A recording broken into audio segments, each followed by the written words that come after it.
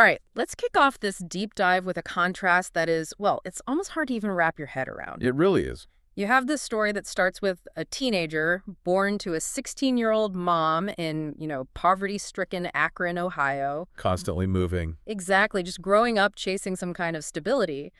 And then you fast forward, that same man who is still playing professionally today, by the way. All right, still an active athlete. He achieves a net worth of $1.2 billion. He becomes the first active NBA player to ever be a billionaire. That financial number is just shocking on its own, but here's the real context, and this is what we're digging into. This isn't just a story about talent. It is the modern blueprint for athlete empowerment. We're talking about LeBron James, the four-time NBA champion, four-time league MVP, the NBA's all-time leading scorer. All of that. Okay, so let's unpack this. The mission for us here isn't just to, recap his stats, which are mountainous. We're diving into the sources to really understand the blueprint. The blueprint. How did King James not only transform the game of basketball across 2 decades, but also just fundamentally reshape what it means to be an athlete? Empowerment, business strategy, social activism, I mean. He built an empire completely on his own terms. It's an incredibly complex career to synthesize. We're talking 20-plus years. Yeah. And it's so multidimensional. It goes from sports to finance to major philanthropy. So we have to trace it step by step. We do. From the unprecedented high school hype, through these huge, sometimes really controversial career moves like the decision and then the homecoming, Right. all the way to his record-shattering longevity, and then, of course, the incredibly sophisticated business machine he built off the court. What's so fascinating to me and what our sources really keep coming back to is that the instability, that complete lack of control he had in his childhood, it seems to have directly fueled this intense need for stability and control that he later demanded over every single part of his career and his brand. It's like he decided he would never let external forces define his life again. He just refused. And that foundation, it really did begin in deep, deep adversity. LeBron was born December 30, 1984, in Akron, Ohio. And the location is so important here. This isn't just any city. No, the geographical and economic context is crucial. Akron is a classic Rust Belt city.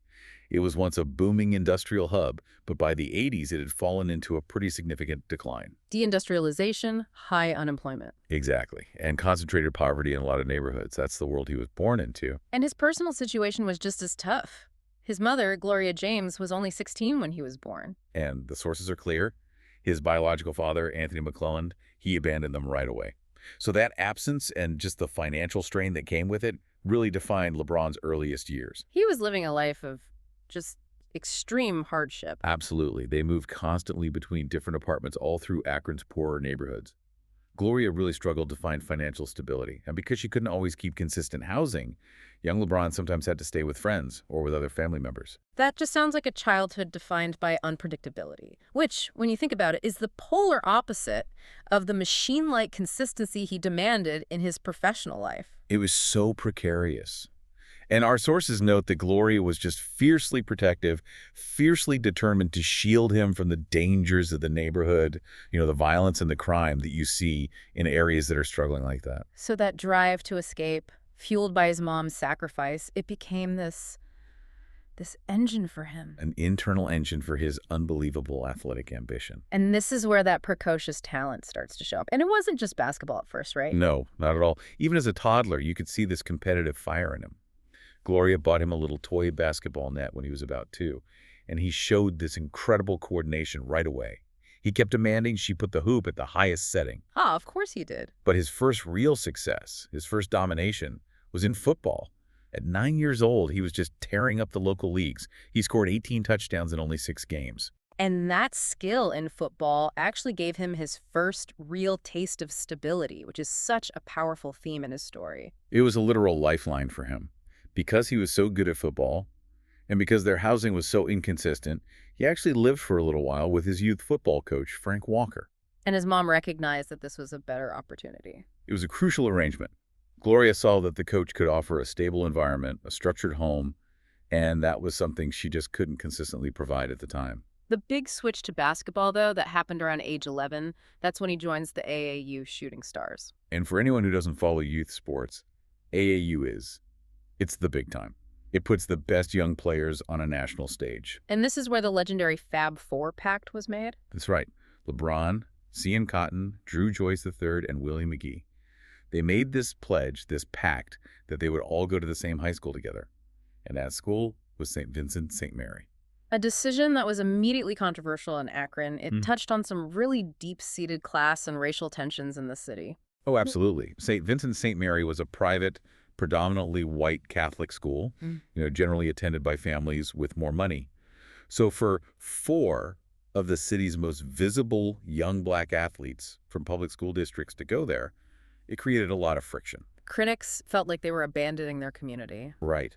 While supporters just saw it as a necessary step for them to get the best coaching and the most exposure. But man, did it pay off on the court. It launched them onto a national stage.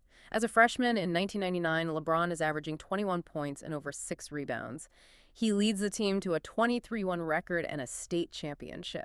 I mean, that's just immediate, unprecedented impact for a 14-year-old. And the trajectory was just exponential from there. By his sophomore year, in 2000, he's already collecting these huge awards. He becomes the first sophomore in Ohio history to win Mr. Basketball of Ohio, and the first ever to be selected to the USA Today All-USA First Team. This is when King James really becomes a thing. It really took root then, yeah.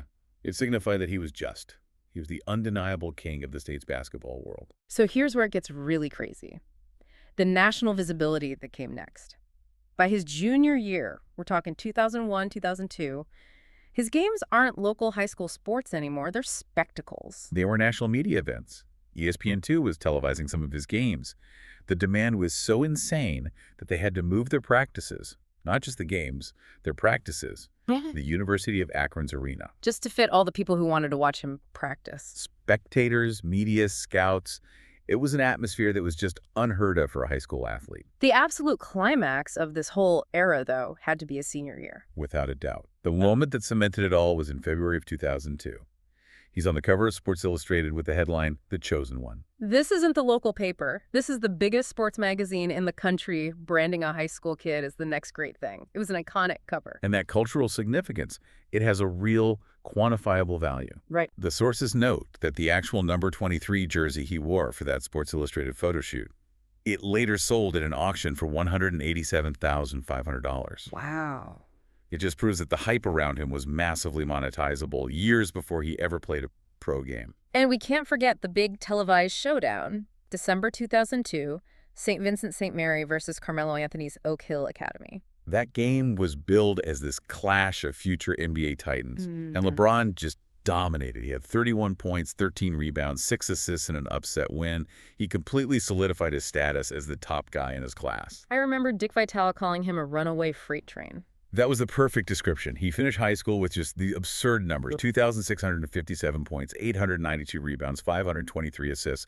It set him up as well as arguably the single most hyped prep-to-pro player in the history of basketball. The expectations were monumental. So he makes the jump directly from high school to the NBA. And that 2003 draft was historic, one of the deepest draft classes ever. And it really felt like destiny intervened, didn't it? The Cleveland Cavaliers, his hometown team, they win the draft lottery. And they only had a 22.5% chance of getting that #1 pick. Just an incredible stroke of luck that set the entire stage for his first chapter. He's selected first overall, June 26, 2003. He's 18 years old. And he chooses number 23 in honor of Michael Jordan, which, I mean, right away, that just sets the bar impossibly high and invites those comparisons for his entire career. It does. But the first real sign of his business genius didn't even happen on the court. It happened in a conference room before he'd played a single game. The Nike deal. This is such a critical piece of the King's blueprint. He signs this groundbreaking $90 million endorsement deal with Nike. But what people often forget is the context. He actually turned down a bigger upfront cash offer from Reebok. Okay, so why does an 18-year-old kid who grew up with nothing turn down more immediate cash? It says everything about his long-term vision. And, he was likely guided by his early team like Maverick Carter. He prioritized the brand alignment, the global reach, the prestige of being with Nike over a quick cash grab. That decision right there, to sacrifice a little now for a lot more later, that was the first real sign of his sophisticated financial mind. It basically predicted his entire path to becoming a billionaire. It absolutely did. And then he gets on the court, and the impact is just staggering.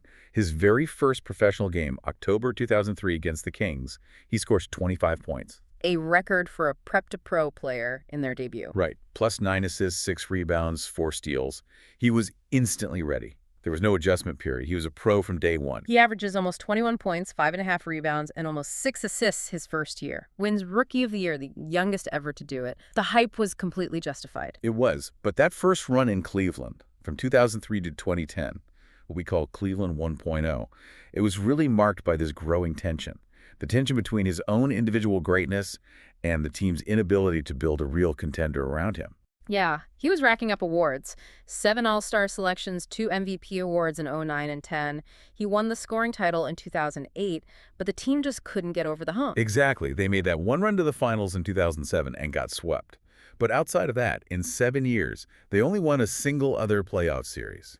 His competitive fire was demanding championships, and the front office just wasn't delivering the talent he needed. Which brings us to, well, arguably the biggest controversy and the most defining moment of player empowerment in modern sports history, the decision in 2010. A seismic event. I mean, it changed everything. He exercises his right to be a free agent, which is his right, but the way he did it was with this unbelievable theatrical flair. He decides to join Dwayne Wade and Chris Bosh in Miami. From a basketball perspective, a totally calculated move to give himself the best chance to win. The strategy was sound. The execution, however, it was a catastrophe for his public image. He announces it through this self-created 1-hour televised special on ESPN. And he delivers that line, "I'm taking my talents to South Beach." Ugh. That line immediately became this thing people mocked. It just generated widespread condemnation. Critics, and especially the fans in Cleveland, they saw it as arrogant, self-serving, and just deeply disrespectful to the city he had promised a championship to. I remember the fallout so clearly. It was immediate and it was visceral. People burning his jerseys in the streets. The owner of the Cavaliers, Dan Gilbert, writes this infamous open letter. In Comic Sans font, no less. Right. Calling the decision a cowardly betrayal and guaranteeing the Cavs would win a title before LeBron did. The media firestorm was just... It was unprecedented. Yeah. LeBron went from being the prodigal son of Ohio to public enemy #1 just overnight. The hate he got when he returned to play in Cleveland was extreme. But here's the other side of it. For as bad as the optics were, wasn't that special also a brilliant, if clumsy, demonstration of player control over their own media? That's the complex layer here, absolutely. While even he later admitted the whole thing was poorly executed and it really damaged his reputation, he also achieved total control. He commanded a live hour on ESPN. He bypassed all the traditional sports media, all the insiders. He dictated the terms of his own news. It showed every other star athlete that they didn't have to just be passive subjects in their own career stories. It was player agency, taken to its absolute extreme, even if it came with massive reputational damage. So the Big Three era in Miami begins under this crushing weight of expectation, and right out of the gate, they fail. That 2011 finals loss to the Dallas Mavericks was just a defining low point. Oh, it was brutal. That loss just poured gasoline on the fire of the negative narrative around the decision. And LeBron's performance in that series was, well, it was noticeably disappointing for him. It was, and the story was simple. Yeah. His shortcut to a title had failed, and he choked under the pressure. That was the narrative. And his comments after the series, they did not help his case at all. They just reinforced that idea of arrogance. No, they made it so much worse. He said something like, all the people that were rooting on me to fail have to wake up tomorrow and have the same life that they had before. It was just interpreted as so dismissive and arrogant. The public wanted humility, and he gave them defiance. It was a huge setback. But that setback seemed to fuel him. Redemption arrived, and it arrived quickly. This is really where LeBron transforms into a true championship warrior. The back-to-back titles in 2012 and 2013 were a massive statement. You could see the shift in his play, and more importantly, in his mental approach. In 2012, he leads the Heat to the title. They beat the Oklahoma City Thunder. He completely elevated his game on both ends of the floor. He was unanimously voted Finals MVP, averaged something like 28 points, 10 rebounds, 7 assists, just dominant numbers. And he won his third regular season MVP that year, too. He was on another level. And then the 2013 season was maybe the absolute peak of that Miami team. That was the year of the winning streak. The 27-game winning streak, yeah. At the time, it was the second longest in NBA history. LeBron's statistical output was it was staggering. It was a complete mastery of the game. And he got some historic individual recognition for it that year. He won his 4th NBA MVP award.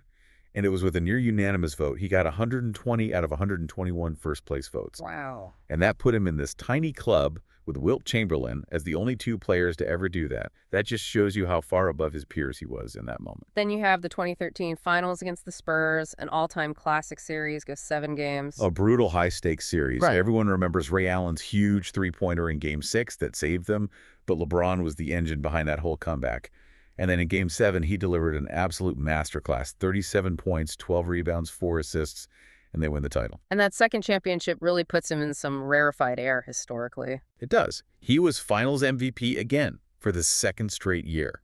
And by doing that, he joined Michael Jordan and Bill Russell as the only players in history to win both the regular season MVP and the Finals MVP 2 years in a row. So that streak of peak performance completely cemented his transformation. He went from being this controversial figure to an undeniable 2-time champion. He had successfully repaired the damage from 2010. So after 4 straight Finals appearances and 2 titles in Miami, LeBron does a complete 180.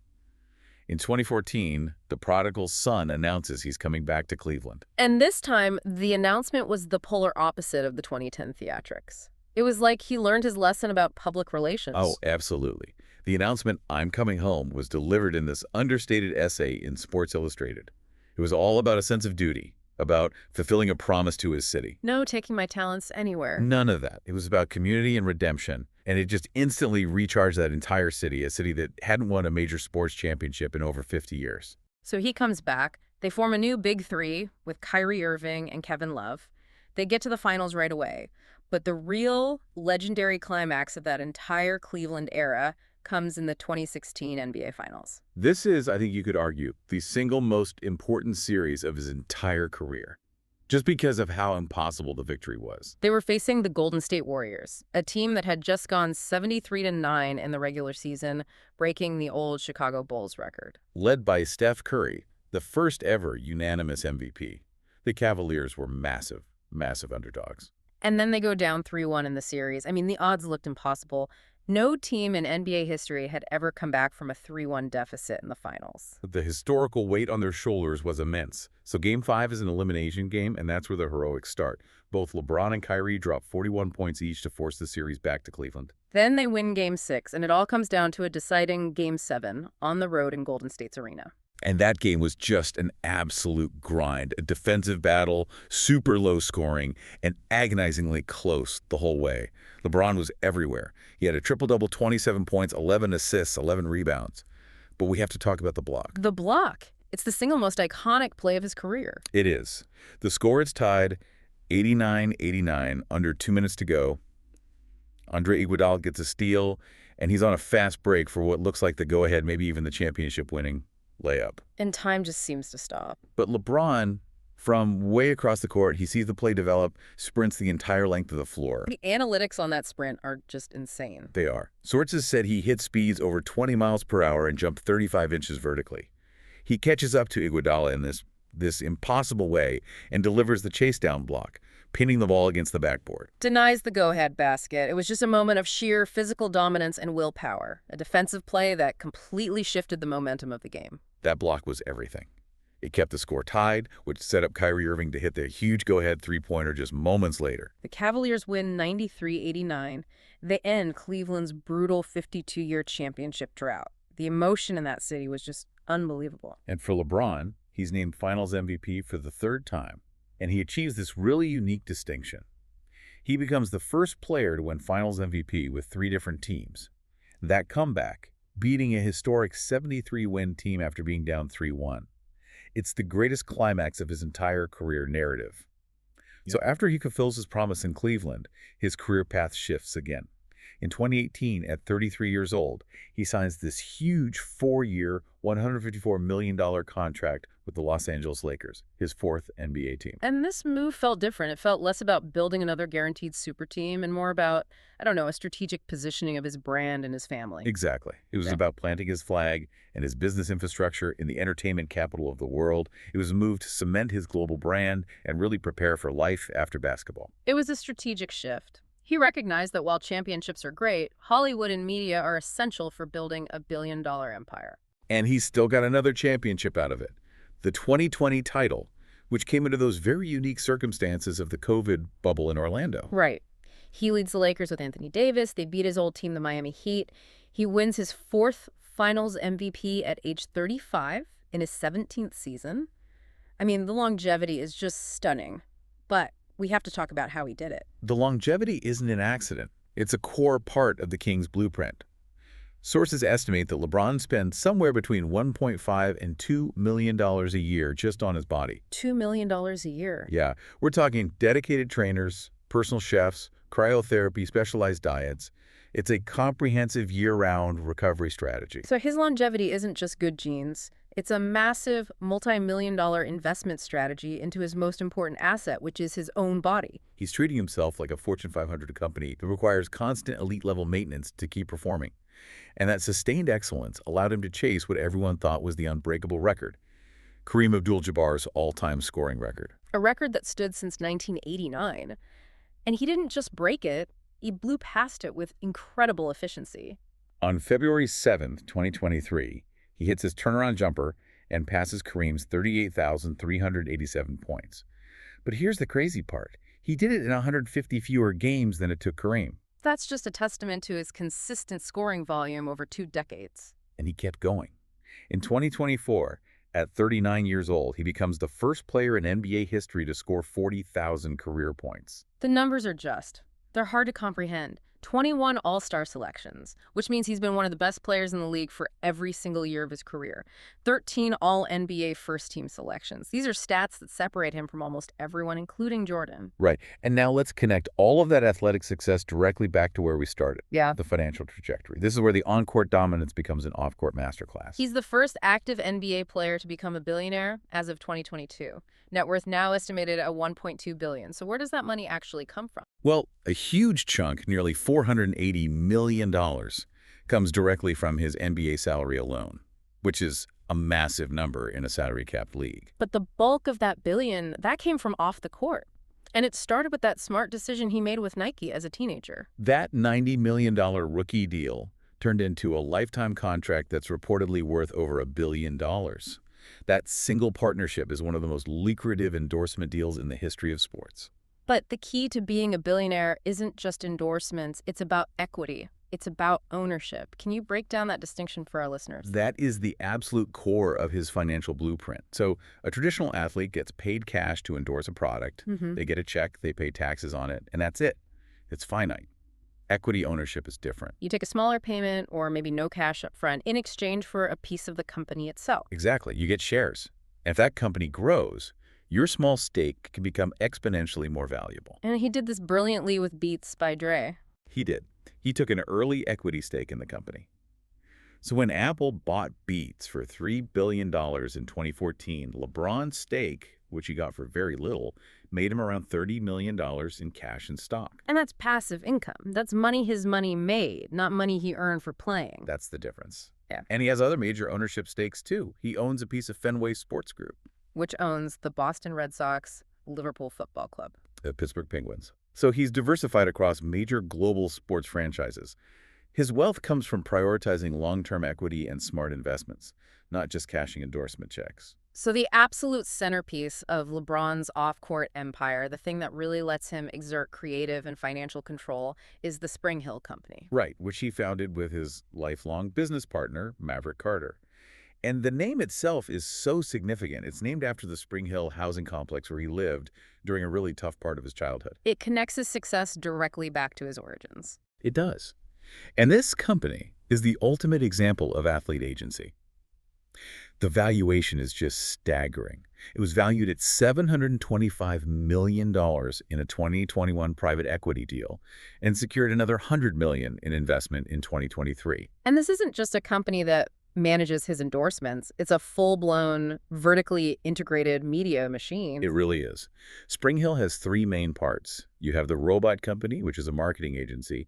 You have Uninterrupted, which is the athlete-focused content platform.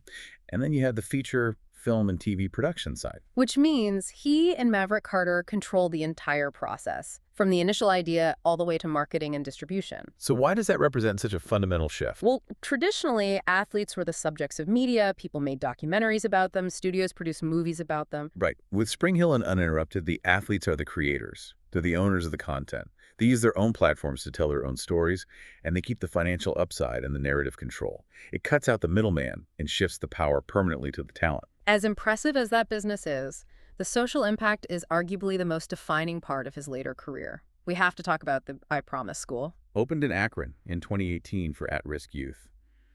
The school is just this deeply personal response to the instability that he went through. And the support system they've built there is so comprehensive, it goes way beyond a normal public school. It's totally holistic. You've got a great student-teacher ratio, year-round programming, a longer school day, but crucially, it tackles food and housing insecurity directly. It provides free breakfast, lunch, and snacks. Right.